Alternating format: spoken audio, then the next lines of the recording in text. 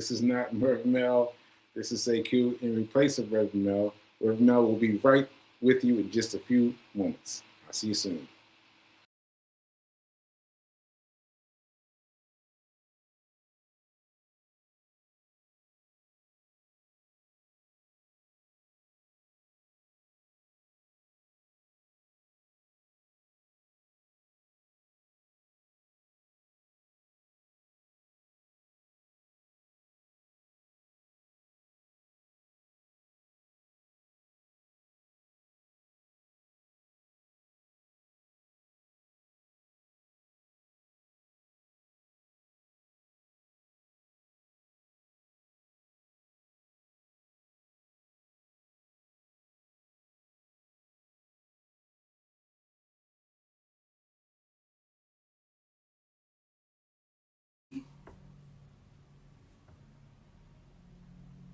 Good day, everybody.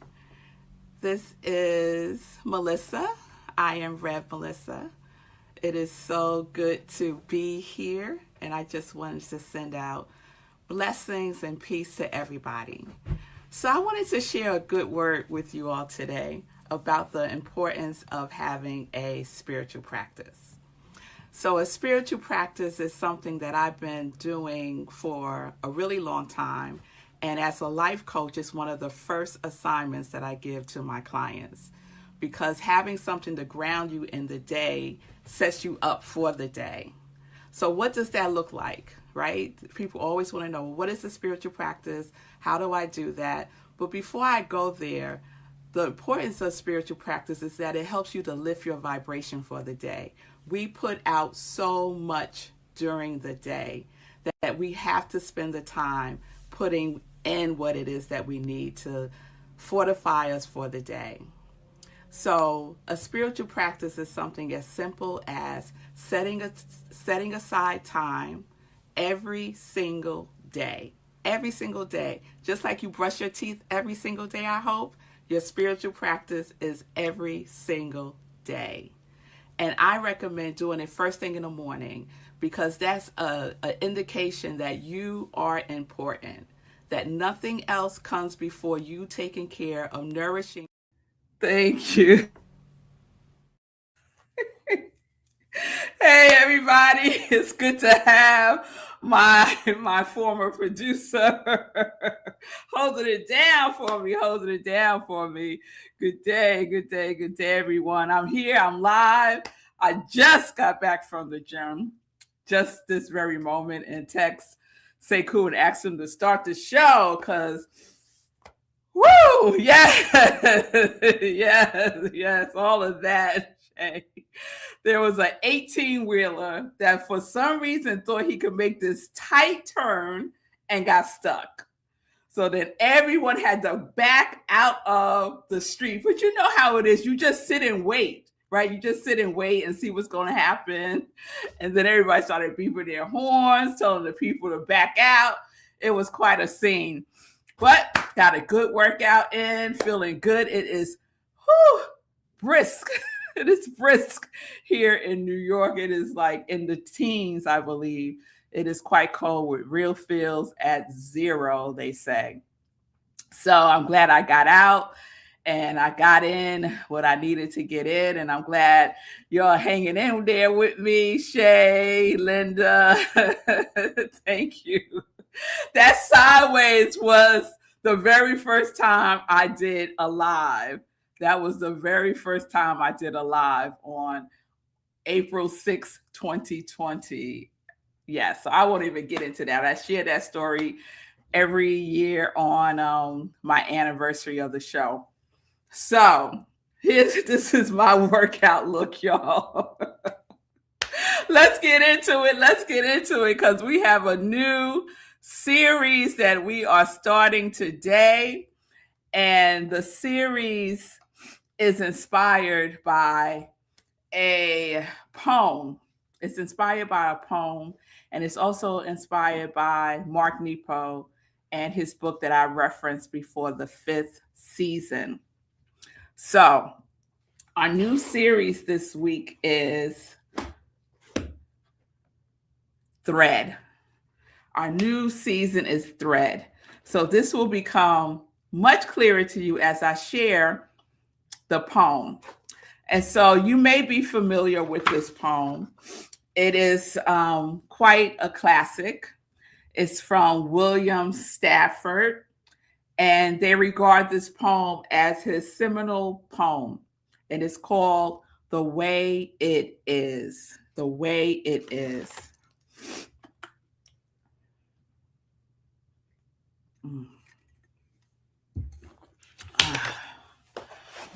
All right.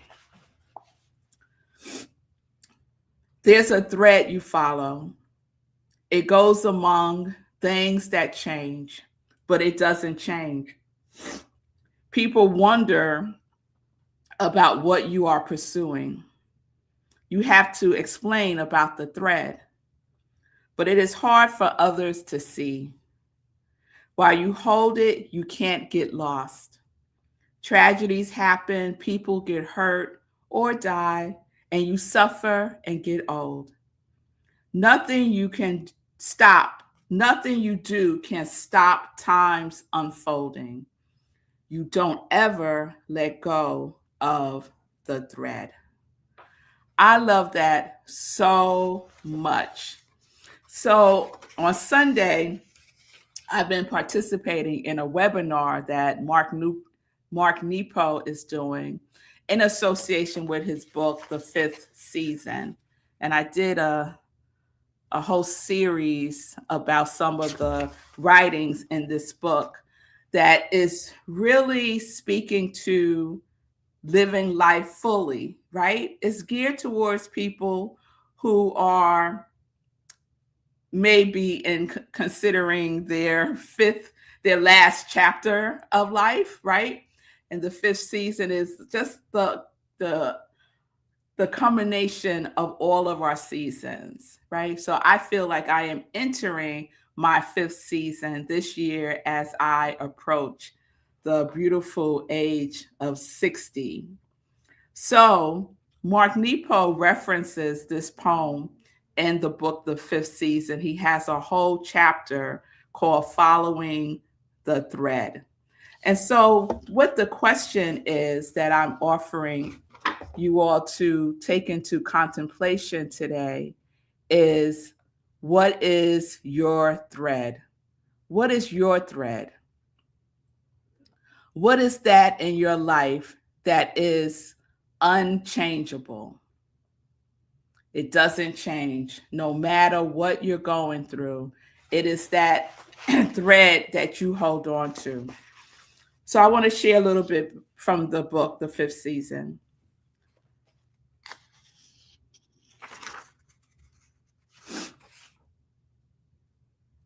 After a lifetime of joy and sorrow, he urges us to follow the thread that we hold on to no matter what happens.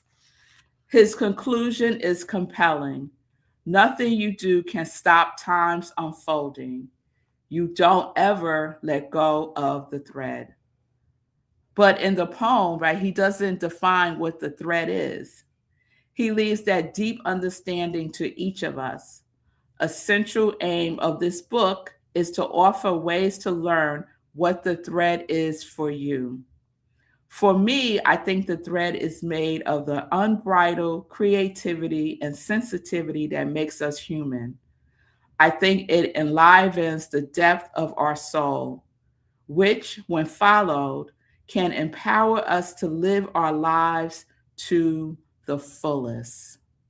So the question is, what is your thread? Return to the threads we can rely on and to repair the threads we hold on to. What is your thread?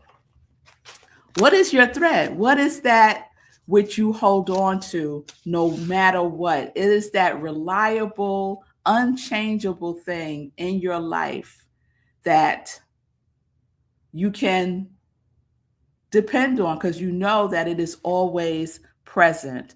No matter what stage you are in your life, what is your thread? What is your thread? Sneeze.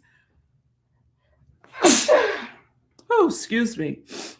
So that's the offering this week, to consider what your thread is.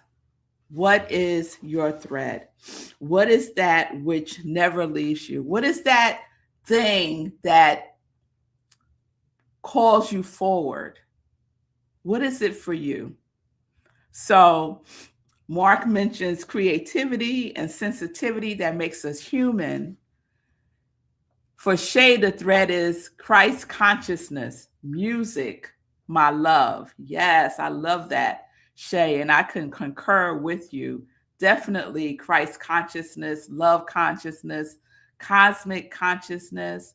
A thread for me is living life in joy, connected to my yes. And you know that's my mantra, to live life in joy, connected to my yes. That is a thread in my life that doesn't change no matter what. And it's that something that I could lean into, right? That I could hold on to when life gets a little crazy, right? Or life gets a little difficult or challenging. Whatever words you want to use, when life feels like it's lifing, as they say. Shay shares Jesus and Buddha. Yes, the thread. Yes. Bonnie says motherhood and the Christ consciousness. Yes, Bonnie, I feel you on the motherhood and the Christ consciousness as well. I think our qualities that we chose for ourselves this year is also a thread that we get to hold on to, that we get to lean into. The thread of your essence, the thread of the energy that you are making a commitment to more fully embrace and embody and experience and express this year is also one of those threads. Yes, it's one of those threads that we can reach in for and hold on to when we need that extra love, we need that extra support, we need that extra knowing that, hey, you're okay. It's okay. That's what that thread does. That's the language of the thread, right? You are loved no matter what. You are supported no matter what. So we're going to explore the thread this week.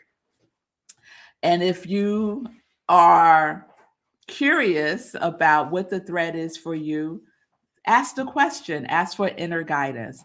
What is my thread? And then see what speaks to you. Okay?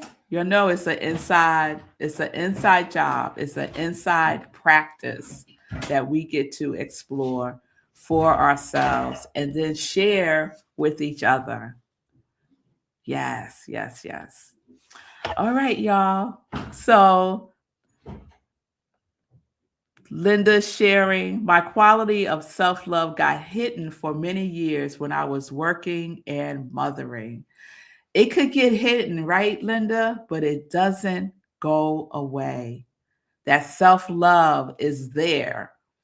And the thread, when we follow the thread, it leads us right to love. When we follow the thread, it leads us right to the truth of who and whose we are. You can absolutely 100% rely on it. Thank you for sharing that, Linda. I know there's many, many women who can definitely relate to feeling that self-love may have gotten hidden during those years of intense mothering, right? And we know how important it is for us to show up as especially, well, let me not say especially, how important it is for us to show up and express self-love when we are mothering, because those that we are mothering are paying attention to how we treat ourselves. Yes? Yeah, yeah. All right, so let's get into some joy news. Again, I want to thank Sekou for holding it down for me. And the joy news that I will share today is just a shout out to everyone who is on the 30-day mental diet journey with me. Today is our second class, and this is the last time you will be able to participate. So if you are on the fence, this is the time to jump off the fence, scan that QR code, and register now so that I can send you all of the information from the first class, the recording of the first class, and for the very first time, an excerpt from my new book that is inspired by the 30-day mental diet. So join us this evening, 7 p.m. Eastern Time on Zoom. After today, the doors are closed. All right. Also, just mark your calendars. We have our January full moon coming up. We're going to do the full moon meditation on January 29th at 8:30 p.m. Eastern Time. Can you believe we will soon be at the end of January? January 29th, 8:30 p.m. is our January full moon meditation, where we get to do a full spiritual practice with the energy of the full moon. So join me for that on January 29th. All right, everybody. I think that's all the joy news that I'm going to share today.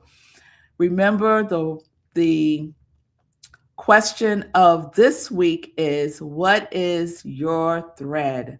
What is your thread? Write about it, dream about it, have a conversation with the thread, engage with it, right? And acknowledge it. Because we may not have acknowledged what that thread is for some time. Maybe not since yesterday. So today we get to acknowledge it again. Yes? All right, y'all. I will see you all tomorrow. Have a wonderful today. Peace and blessings, everybody. Peace and justice. We are living life in joy, connected to our yes.